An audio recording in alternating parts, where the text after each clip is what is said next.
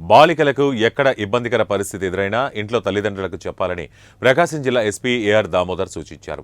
వెలిగొండ కస్తూర్బా గాంధీ బాలికల పాఠశాలలోని విద్యార్థినులకు విలువైన సలహాలు, సూచనలు చేశారు.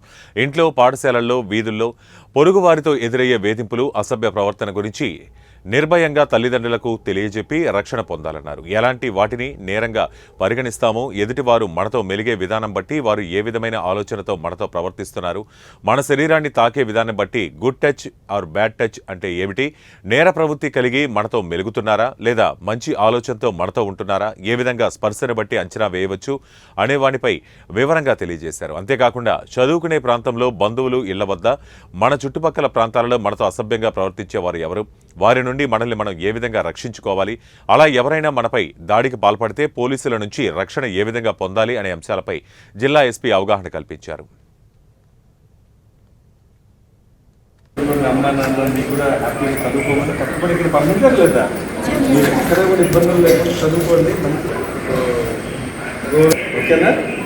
అందరూ ధైర్యంగా ఉండాలి. సెల్ఫ్ డిఫెన్స్ టెక్నిక్ కూడా ఒకసారి చిన్నపిల్లలకి మీకు ఎవరన్నా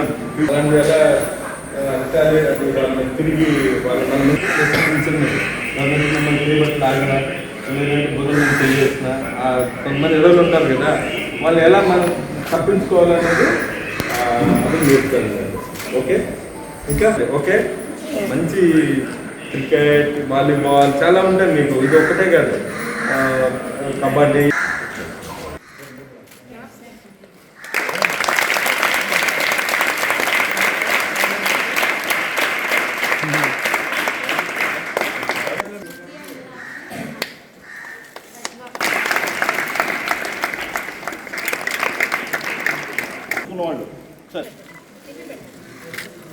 సార్ మీరు ఓకేనా ఉంటారా? ఓకేనా?